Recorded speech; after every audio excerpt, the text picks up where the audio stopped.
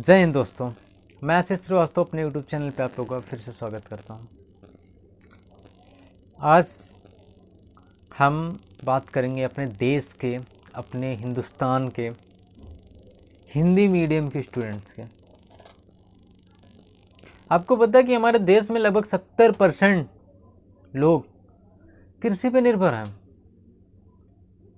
और कृषि से उनको इतना पैसा नहीं मिल पाता कि वो अपने बच्चों को कॉन्वेंट स्कूल में भेज सकें। सबसे बड़ी बात है कि वो अपने बच्चों को कॉन्वेंट स्कूल में नहीं भेज सकते, इसकी वजह से वो अपने बच्चों को गवर्नमेंट स्कूल में भेजते हैं। क्यों? क्योंकि गवर्नमेंट स्कूल में फ़ीस भी नहीं लगती, अगर कहीं कहीं लगती है तो बहुत ही कम, यहाँ तक कि 8 क्लास तक तो एकदम नहीं लगती, यानी बिल्कुल मुफ्त पढ़ाई होती है। लेकिन क्या होता है कि गवर्नमेंट स्कूल में हिंदी मीडियम में पढ़ाई होती है, इंग्लिश मीडियम के टीचर ही नहीं वहाँ पे। रूरल एरिया, जितने भी ग्रामीण एरिया हैं, वहाँ पे जितने गवर्नमेंट स्कूल हैं वो सारे हिंदी मीडियम में हैं। जो कॉन्वेंट स्कूल हैं उनकी फ़ीस बहुत ज़्यादा है, जो कि एक किसान या एक आम आदमी या मिडिल क्लास आदमी भी अफोर्ड नहीं कर सकता। इसके कारण क्या होता है कि बच्चे हिंदी मीडियम में पढ़ने जाते हैं। वो हिंदी मीडियम में पढ़ते हैं और अच्छी पढ़ाई करते हैं ठीक ठाक। और एक चीज़ और होता है कि जो हिंदी मीडियम के स्टूडेंट होते हैं वो उनकी समझ according to English medium students से ज़्यादा वो अच्छे से कॉन्सेप्ट को समझते हैं, क्योंकि लिटरेचर है या अदर सब्जेक्ट है, कोई भी इंसान अपने लैंग्वेज में किसी भी चीज़ को सबसे ज़्यादा ढंग से समझ सकता है, अच्छी तरीके से। लेकिन क्या होता है कि जब वो 10th या 12th के बाद, 10th कंप्लीट किया उन्होंने हिंदी मीडियम से अच्छे मार्क्स से, 12th के बाद जब वो मेडिकल की पढ़ाई करने के लिए या इंजीनियरिंग की पढ़ाई करने के लिए या हायर एजुकेशन के लिए, मान लीजिए मेडिकल की पढ़ाई करने के, एम्स की तैयारी कर रहे हैं या आईआईटी की तैयारी करने के लिए, जब वो किसी प्रवेश परीक्षा की तैयारी करने के लिए जाते हैं तो उनका 1 साल सिर्फ और सिर्फ इंग्लिश समझने में निकल जाता है। इससे क्या होता है कि उनके जो साथ के इंग्लिश मीडियम के स्टूडेंट हों वो आगे निकल जाते हैं, शायद बहुतों का तो एंट्रेंस एग्ज़ाम भी निकल जाता है। इससे क्या होता है, सेल्फ कॉन्फिडेंस गिर जाता है भाई, खुद के ऊपर से विश्वास उठ जाता है कि मैं कर पाऊंगा नहीं कर पाऊंगा। खुद के ऊपर खुद से ही प्रश्न चिन्ह लगने लगते हैं, खुद से ही खुद के ऊपर प्रश्न चिन्ह लगने लगते हैं कि भाई मैं कर पाऊंगा नहीं कर पाऊंगा। ऐसे कंडीशन में स्टूडेंट क्या होता है, वो इतना ज़्यादा डिप्रेशन में चला जाता है कि उसको इस डिप्रेशन से निकलने के लिए ना अपनी लाइफ के कम से कम 10 साल तक वो इस डिप्रेशन से नहीं निकल पाता। और इस डिप्रेशन से निकल भी जाता ना तो उसकी पूरी लाइफ ही मलाल रहता, भाई मेरे से नहीं हो पाया, मैंने भी किया था, मेरे से नहीं हो पाया। पूरी लाइफ उसको तो छोड़ो, ये समाज से भी ढूंढना, भाई तू भी तो तैयारी कर रहा था आईआईटी का, तेरा भी तो नहीं हुआ था, मतलब तू भी तो एम्स की तैयारी कर रहा था, तेरा भी तो नहीं हो पाया था। पूरा समाज उसको ना पूरी लाइफ कोसता है भाई। और इस डिप्रेशन से निकलने में उसको 4 साल 3 साल किसी यूनिवर्सिटी से ग्रेजुएशन करने में, उसके बाद 2-3 साल जॉब के, 2-3-4 साल 5 साल जॉब के जब तक हो जाते हैं कंप्लीट, उसके बाद तब उसका डिप्रेशन ख़त्म होता है किसी तरह।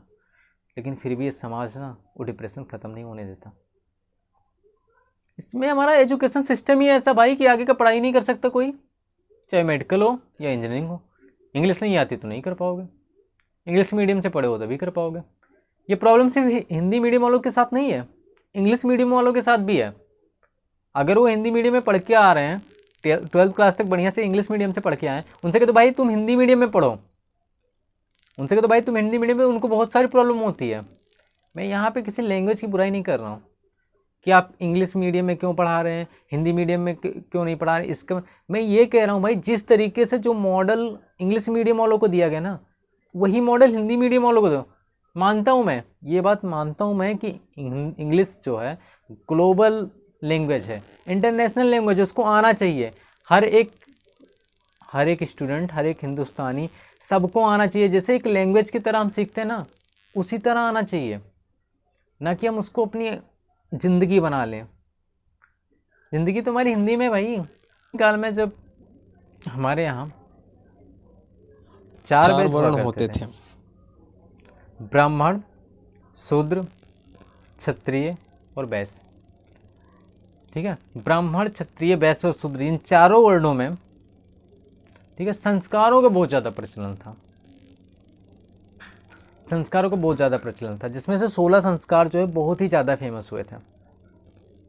उन 16 संस्कारों में एक संस्कार था उपनयन संस्कार। उपनयन संस्कार में क्या होता था कि उपनयन संस्कार के बाद ही कोई विद्यार्थी ज्ञान अर्जन के लिए अपने गुरु के पास जाता था। उपनयन संस्कार के बाद ही कोई स्टूडेंट जो है अब ज्ञान अर्जन के लिए अपने गुरु के पास जा पाता था। और उसके बाद वो अपना, जैसे कहते हैं ना कि यूनिवर्सिटी में जाके हायर एजुकेशन लेना, उसी तरीके से। ठीक है, तो क्या था कि उपनयन संस्कार का जो है अधिकार सिर्फ और सिर्फ ब्राह्मण, क्षत्रिय और वैश्य को था, शूद्रों को था ही नहीं। वो शूद्र को उपनयन संस्कार का अधिकार ही नहीं था, क्योंकि पता था, जिन्होंने भी सिस्टम बनाया होगा ना, पता था उनको कि अगर शूद्र भी पढ़े लिखे हो गए, हमारे बराबर हो गए, तो हमारे नीचे नहीं रह पाएंगे, हमारे पैरों के नीचे नहीं रह पाएंगे, क्योंकि वो पढ़ लें तो अपना विकास करेंगे, अपने बारे में सोचने लगेंगे। सेम कंडीशन भाई हिंदी मीडियम वालों के साथ हो रहा, सेम कंडीशन वही है। वहाँ पे बिना उपनयन संस्कार के आप आगे नहीं बढ़ सकते थे। यहाँ एंट्रेंस एग्जाम की दिए बिना आपको एडमिशन नहीं मिलेगा। एंट्रेंस एग्जाम बिना दिए, एंट्रेंस एग्जाम आपका निकलेगा नहीं, सारा कुछ इंग्लिश में। भाई 12th तक हिंदी में पढ़ के आओ, इंग्लिश में क्या पढ़ोगे। लेकिन चलो ठीक है, मानते हैं बहुत सारे स्टूडेंट कर ले जाते हैं, ठीक है, बहुत ज़्यादा स्ट्रगल करते हैं। ऐसा मैं नहीं कह रहा हिंदी मीडियम के स्टूडेंट 90% स्टूडेंट होते हैं जो सिर्फ और सिर्फ उनकी प्रॉब्लम इंग्लिश ही हो जाती है। 12th क्लास करने के बाद में ना इंग्लिश ही उनकी प्रॉब्लम हो जाती है। उसके बाद क्या होता है कि वो लोग किसी तरह एडमिशन भी ले लेते हैं, वहाँ जाके नहीं झेल पाते भाई, फर्स्ट सेमेस्टर में ही बैठ जाएंगे, सेकंड सेमेस्टर पर। फिर जानते हो उनके साथ ही और बड़ी प्रॉब्लम होती है। भाई तू किस बोर्ड से पढ़ा? यूपी बोर्ड से? पक्का नकल मार के आया होगा। किस बोर्ड से पढ़ा? बिहार बोर्ड से? नकल मार के आया होगा पक्का। ये उनके साथ भी प्रॉब्लम हो जाती है, बल्कि ऐसा रियल नहीं है। रियल तो ये भाई उनको लैंग्वेज नहीं आती तो नंबर कहाँ से आएंगे? लैंग्वेज आएगा तब तो नंबर आएंगे।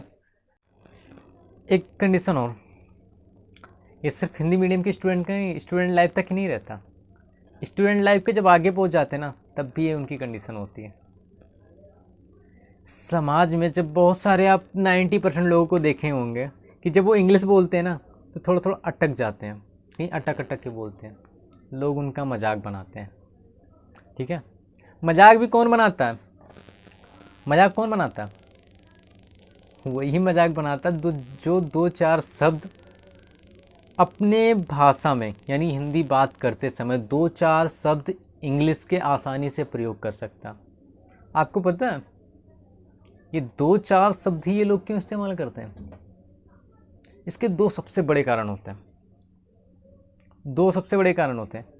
भाई आपको इंग्लिश आती, बात कर लो ना पूरी पूरी इंग्लिश में, लेकिन उसकी कंडीशन होती है, वो 2 कारणों से जो है नहीं करते।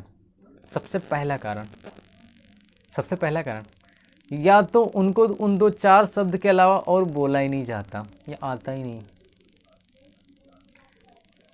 पहली कंडीशन तो ये कि या तो उन लोगों को 2-4 शब्दों के अलावा बोला नहीं जाता, या वो जिससे बोल रहे हैं सामने वाले से झेला नहीं जाता इन 2-4 शब्दों के अलावा। तो मैं आप लोगों से कहना चाहूँगा, अगर कोई ऐसा हो रहा है, कोई बोल रहा अटक रहा है, उसका मजाक ना बनाए यार। वो हमारी लैंग्वेज थोड़ी ना है, वो तो इंटरनेशनल लैंग्वेज है, विदेशी भाषा है। हम तो उसको सीख रहे हैं, और सीखते समय अक्सर लोग अटक जाते हैं। आपको पता है जितना लोग इंग्लिश में मजाक बनाते हैं, हमारे ही इंडिया में बहुत सारे अहिंदी भाषी क्षेत्र के स्टूडेंट हैं, बच्चे हैं, ठीक है, जो हिंदी बोलते समय अटक जाते हैं। लेकिन जानते हो क्या होता है? हम हिंदी वाले उनका सपोर्ट करते हैं, मजाक नहीं बनाते हैं, सपोर्ट करते हैं। इसी तरीके से इंग्लिश में भी लोगों को सपोर्ट कीजिए। और हाँ, गवर्नमेंट के लिए मेरा एक छोटा सा रिक्वेस्ट है, मैं मानता हूँ कि मेरा चैनल इतना बड़ा नहीं, ना मैं इतना बड़ा कोई इतने बड़े पद पे हूँ कि मैं गवर्नमेंट को सजेस्ट कर सकूँ, लेकिन मेरा ये मानना है, अपना खुद का मानना है, खुद की ओपिनियन है कि जिस तरीके से इंग्लिश का हायर एजुकेशन में मॉडल बनाया गया है इंग्लिश मीडियम का, उसी तरीके से हिंदी मीडियम के स्टूडेंट्स को भी बनाया जाए एक अलग सा मॉडल। जैसे वो 12th तक पढ़ते हैं हिंदी मीडियम से, साइंस आर्ट्स कॉमर्स जो भी है, उसी तरीके से आगे भी बनाया जाए, ठीक है। क्योंकि एक्चुअली क्या है कि हमें भाई इसी देश में रहना है, इसी देश के लोगों के साथ काम करना है। मानते हैं कि हमको इंग्लिश नहीं आती तो अपना प्रोग्रेस नहीं कर पाएंगे, ज़रूरी है इंग्लिश आना, मैं भी मानता हूँ ज़रूरी है, लेकिन आपको ये भी कंडीशन कि अगर हमको इंग्लिश नहीं आती, ठीक है, मान ली एकदम नहीं आती तो बात की बात है, मान ली इतना नहीं कि हम हिंदी मीडियम से पढ़े हैं और हिंदी मीडियम में पढ़ के अपने ही देश के लोगों को सर्विस दे रहे हैं, इससे बड़ी बात क्या हो सकती है। अगर हम उनसे कम्युनिकेट कर रहे हैं, हिंदी में कम्युनिकेट कर रहे हैं, उनको लेटर दे रहे हैं, हिंदी में कम्युनिकेट लेटर दे रहे हैं। आपको पता है हमारे देश में लगभग 30% लोग ही ऐसे हैं जिसको इंग्लिश बोलनी और समझनी आती है, ठीक है। 70% लोग ऐसे आपको मिल जाएंगे कि लगभग हिंदी आती है, अगर वो बोल नहीं पाते तो समझ तो जाते ही हैं। बहुत सारे हिंदी भाषी क्षेत्र के लोग हैं जिसको हिंदी बोलने में प्रॉब्लम होती है, लेकिन बोल नहीं पाते तो समझ जाते हैं। और मेरा एक छोटा सा मैसेज है उन तमाम हिंदी मीडियम स्टूडेंट्स के लिए, एक छोटी सी ओपिनियन है यार, प्लीज़ मानना जरूर। यार देखो, मैं जो टॉपिक उठाया हूँ ये सिर्फ इसलिए नहीं उठाया हूँ कि हिंदी मीडियम में आपका सिलेबस कर दिया जाए या Hindi medium is the best. देखो हिंदी मीडियम में पढ़ाई कीजिए आप, लेकिन आपको इतनी इंग्लिश तो ज़रूर आनी चाहिए कि आप दूसरों से कम्युनिकेट कर सको, क्योंकि यार ये इंटरनेशनल लैंग्वेज है, आपको आनी चाहिए इतनी। हाँ, ये आपके साथ बुरा हो रहा है कि आप हिंदी मीडियम में पढ़ के आ रहे हैं, फिर इंग्लिश से आपको एंट्रेंस देना पड़ रहा, निकालना पड़ रहा है। बहुत सारे बच्चे ऐसे हैं कि सर्वाइव कर जाते हैं, 90% बच्चे नहीं कर पाते हैं। लेकिन फिर भी मैं आप लोगों को इतना ही सजेशन देना चाहूँगा कि भाई इतना तो आपको इंग्लिश आनी चाहिए कि आप इंग्लिश में थोड़ा बहुत कम्युनिकेट कर सकें, दूसरों की बातों को समझ सकें। मतलब उसको एक लाइफ की तरह मत लें कि वो मेरी लाइफ बन जाए इंग्लिश, अब हम इंग्लिश में ही घोल के पिएंगे, ऐसा नहीं है यार। अपने वजूद को ज़िंदा रखो, हिंदी में बात करो, कम्युनिकेट करो, लेकिन ऐसे भी रहे कि कहीं फंस जाओ कि बिना इंग्लिश के काम ही नहीं चलेगा, तब क्या करोगे यार। तब के लिए तो तुमको आना चाहिए थोड़ा बहुत ना। इसलिए मेरा आप लोगों से यही रिक्वेस्ट है कि हिंदी के साथ साथ थोड़ा इंग्लिश पे भी फोकस बनाइए।